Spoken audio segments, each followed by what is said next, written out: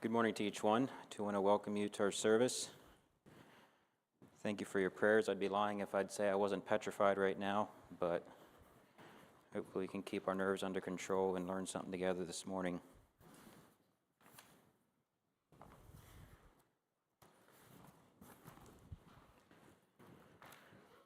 So I was doing a little math the other day.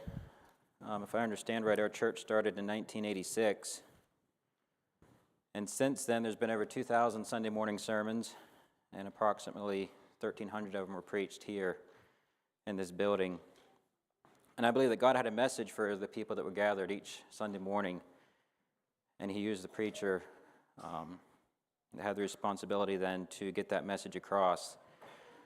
And for whatever reason, that's me this morning, and that's the only reason I have the guts to stand up here and do what I'm doing right now, because I believe God has a message, and it's my responsibility this morning to give that. So recently, I've been kind of thinking of the church and when it started. I'm getting about to the age that the men were when they started, and it's kind of got me thinking, what if I would have been around then? If I'd have been involved, where would I have been at in that whole situation? I don't really know much about it. It was 9 years before I was even born, so I feel like I'm talking about something I don't even really know anything about. But if I understand right, Lynn was about 32, and he preached every Sunday morning for the first few years. And listening to some of his messages, I believe he was a very gifted speaker, but that's, in my mind, I have nothing but respect, even for the men here that preach once a month, but especially now that I know how much time I have in this one, and for somebody to do that every Sunday is impressive, and I believe God definitely helped him, but it's a lot of work. So just thinking about what it was like then, and God forbid this church ever gets to the place where I feel like I have to make a decision of whether I'm going to stay or not, but at the same time I have to think about it. What if it would? We're all human here. And considering the fact that we're all human, there's definitely the potential, if we let selfishness, our own opinions, pride get in our way of our love for each other and for God, and the willingness to work together, the potential is there for us to end up at the same place. But I hope and pray that never happens. So from what I understand, there was things back then that and you all can correct me if I'm wrong, because there's people here that were there at the time, but there were some things that were going on at the time that were wrong. I mean, I've heard the expression or the saying that there's unresolved sin. They're realizing some basic Christian truths about the Christian life that weren't being played out, but they were convicted about. And I believe it's safe to say that they all felt a calling from God to do something about it, to make a change. And that's kind of what I want to think about this morning, is how do we respond whenever we feel God's call on our life? I believe that when God calls us, it forces us to make a decision. The other week, I got a pretty direct call from God in the form of a text from Harvey. He texted about mid-morning and said, would you consider doing the Sunday morning message April 13th? And my first thought was, well, I'll consider it, but I'm not going to do it. But I waited for about 10 hours before I replied, and I told him I'd be willing to do it. But it forced me. I had to make a decision. It was Harvey was the one asking, but I believe that it was directed by God, and I had to make a decision. Is it something I'm going to do, or is it something I'm not? And I believe that every person that is born for a reason. And at some point in our life, God is going to show us that. It might be more than once. I'm sure He has more than one job for some of us. But at some point, God is going to show us what He has for us to do. And when that time comes, we must decide, is it something that we're going to go through with, or is it something that we're going to reject? I feel it's worth making the difference between a call from God and simply having a burden for something. I think a burden is more a natural response that's based on our emotions or feelings versus a call direct from God. Because it seems like often, maybe more often than not, God calls us to do things that we maybe even don't want to do, or something that we don't feel like it's our gift, something that we don't really feel like we're going to be that good at. And it's something that when God asks us to do, we need to decide, is that something we're going to do, no matter if we feel like we're going to do well at it or not. For me, I don't feel like I have the gift of teaching or preaching. I have a friend that told me he's praying that I become a full-time preacher, so I guess we're going to see what happens. But I remember Brother John saying that when he started teaching, he didn't really feel like it was something he was good at, but he felt like it was something God wanted him to do. And I think we would all consider him to be a very good teacher today. But I think that if God calls us to do something and we follow through and do it anyhow, over time I think we would develop a burden for the work as we commit ourselves to it. So I'd like to go through and look at a few examples from the Bible. The first person I thought of was Jonah. You can turn to the book of Jonah, and we'll look at the account here a little bit.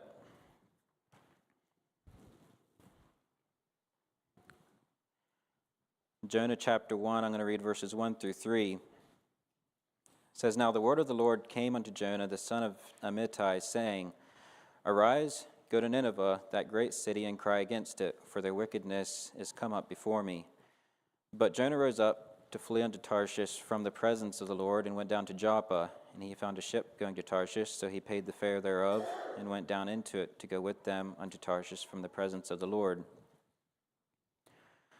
Now here we see God coming to Jonah with a call, or with a task for him. And we can see Jonah's response. God told Jonah, "Arise, go to Nineveh, and cry against it." But it says Jonah rose up to flee from the presence of the Lord. And I consider Jonah kind of the exception to the rule. If we turn back to Jonah chapter 3, in the end, Jonah did do what God told him. Jonah chapter 3, I'm going to read verse 10 and chapter 4, verse 1. "And God saw their works, and they turned from their evil way. And God repented of the evil that he had said that he would do unto them, and he did it not. But it displeased Jonah exceedingly, and he was very angry." So Jonah did follow through with God's call in his life. He did obey eventually, but he never committed himself to the work, I don't think, on the inside. And I think the lesson we have here is we can obey God and his calling on us, but if we don't commit ourselves and follow through with it with our whole life, the end is going to end up in disappointment and bitterness and anger. Even if we do our part and God follows through and does his part, if we're not committed to the work, if we're not committed to the call and what it means, it's going to end in disappointment for us, and we're not going to get the blessing from obedience that we would otherwise. Another example I want to look at is Moses. You can turn to Exodus chapter 2.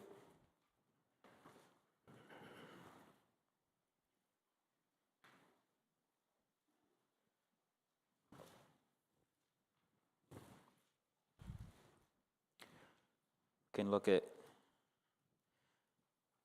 the account here, Exodus chapter 2, verses 11 and 12. "And it came to pass in those days when Moses was grown that he went out unto his brethren and looked on their burdens, and he spied an Egyptian smiting in Hebrew one of his brethren.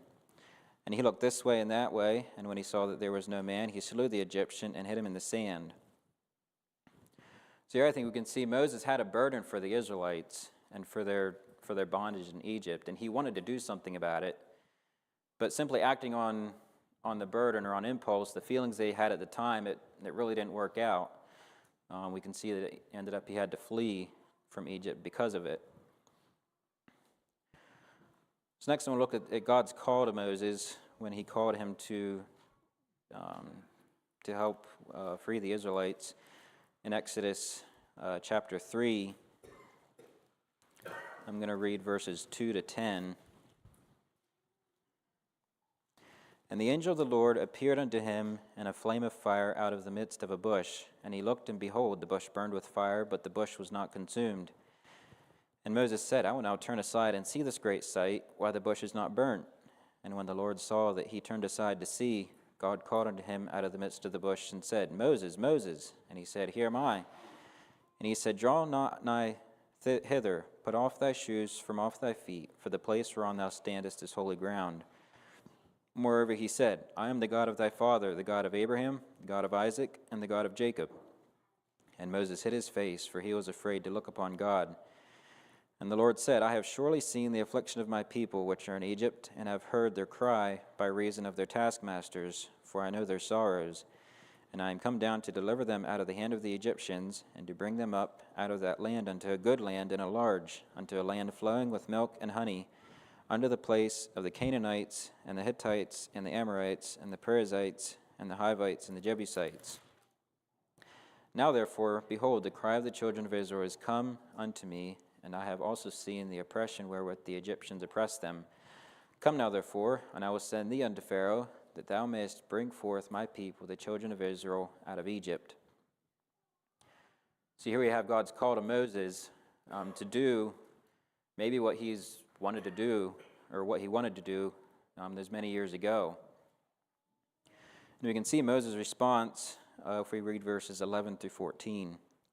And Moses said unto God, Who am I that I should go unto Pharaoh, and that I should bring forth the children of Israel out of Egypt? And he said, Certainly I will be with thee, and this shall be a token unto thee that I have sent thee. When thou hast brought forth the people out of Egypt, ye shall serve God upon this mountain. So Moses was very hesitant to do what God asked him to do, and God gave him some signs.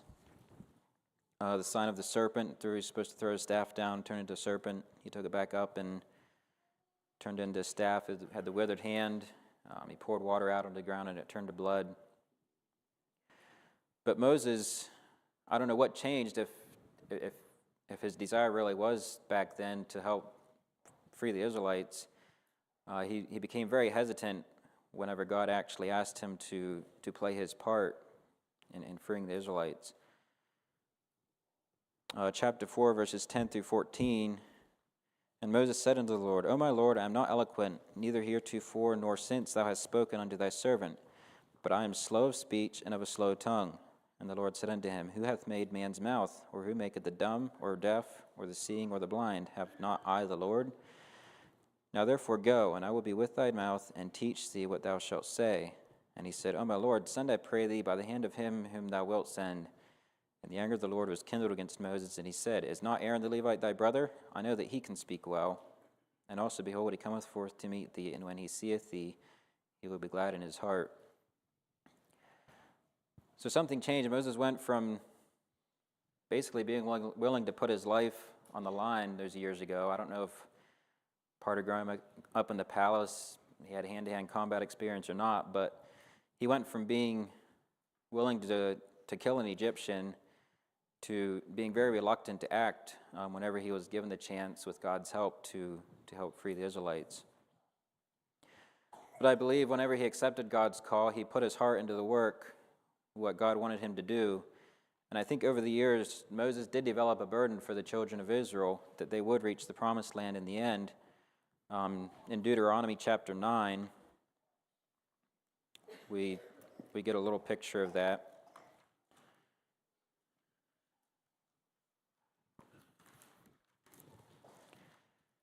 Deuteronomy chapter 9, verse 24 to 29. This is Moses talking to the children of Israel. Ye have been rebellious against the Lord from the day that I knew you. Thus I fell down before the Lord 40 days and 40 nights, as I fell down at the first, because the Lord had said he would destroy you. I prayed therefore unto the Lord, and said, O Lord God, destroy not thy people and thine inheritance, which thou hast redeemed through thy greatness, which thou hast brought forth out of Egypt with a mighty hand. Remember thy servants, Abraham, Isaac, and Jacob. Look not unto the stubbornness of this people, nor to their wickedness, nor to their sin, lest the land whence thou broughtest us out say, Because the Lord was not able to bring them into the land which he promised them, and because he hated them, he hath brought them out to slay them in the wilderness, yet they are thy people and thine inheritance, which thou broughtest out by thy mighty power and by thy outstretched arm. So I believe Moses' desire was that the children of Israel would reach the promised land. The reasons for that may have been more because he was afraid of the reproach against God's name than the actual people. But I believe he did want them in the end to reach the promised land.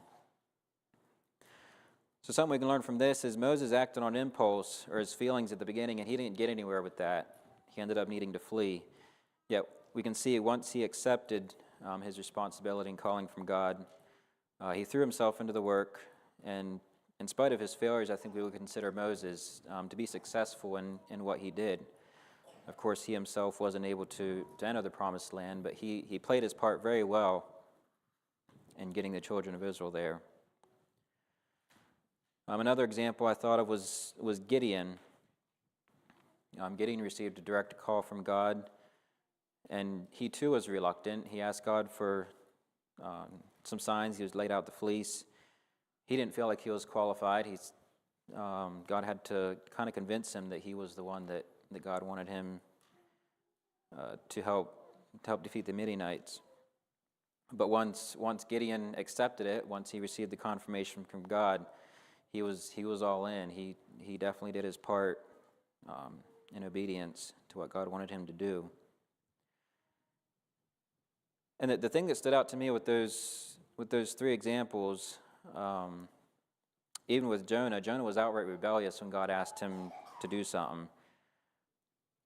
But I was blessed with the fact that God is willing to work with us. He doesn't just ask us once, and if we say, we're not sure, they go, fine, I'll go get somebody else. He's willing to work with us and maybe in a sense try to convince us that this is what we really ought to do. Jonah chapter 3, verses 1 and 2 says, And the word of the Lord came unto Jonah the second time, saying, Arise, go unto Nineveh, that great city, and preach unto it the preaching that I bid thee. And Moses and Gideon both received supernatural signs from God as confirmation that God was on their side, and this is what they should do. Another man I thought of was Abraham. God called Abraham out of his home city.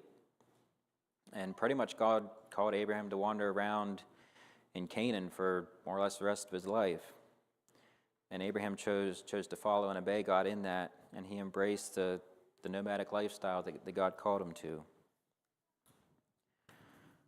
In the New Testament, we have the disciples. These men literally dropped everything when Jesus called them to follow him. And in a sense, over time, they developed a burden as well for the work and for the gospel. And they dedicated their lives to spreading the gospel to the region. We have Paul. God pretty much stopped Paul in his tracks. And Paul was faced with a decision. Was he gonna follow God and the calling God had for him? Or is he going to reject it? And we know he chose to follow God, and pretty much his whole life revolved around him spreading the gospel and preaching. And we can see that he definitely had a burden for the lost people around him. And of course, the list wouldn't be complete without Jesus himself. Jesus is the perfect example. And Jesus knew pretty much from the get-go what his calling was. At 12 years old, his parents found him in the temple talking with the elders, and he asked them, well, don't you know I'm supposed to be about my Father's business? That was what he was supposed to do, and he was committed to it. And everything he did throughout his life was focused on doing his Father's will. And we know he had a burden for the people around him. Many places it says that he was moved with compassion whenever he saw their needs. And he was committed to his calling to the point where he went to the cross and gave his life in order to fulfill his purpose. So all these men heard the call of God. They were faced with a decision, and they chose to answer the call with a yes, and they dedicated their lives to follow through with that. So what about us? What about us here today? Today we are experiencing a blessing from the results of these men in the Bible that committed their lives to following God's call and following through with it. and they all made a difference in their day. And this morning we're experiencing the blessing because of the decision of the men and their families 39 years ago that put their hearts into the task of starting a church that was based on what Jesus taught. 1 Thessalonians 5, verse 24 says, "Faithful is he that calleth you, who also will do it." God's not looking for people that are qualified, people that have gifts in many different areas. God is looking for people that have faith and courage, that are willing to take one step at a time, and he can make things happen and make a difference. We're reaping the benefits from people in the past, so let's take the challenge and let's be willing to step out in faith whenever God calls us. Make the decision to follow him no matter where it leads, and let's make a difference for the people that are going to be coming along behind us. That's all I have to share. Does anybody have any comments?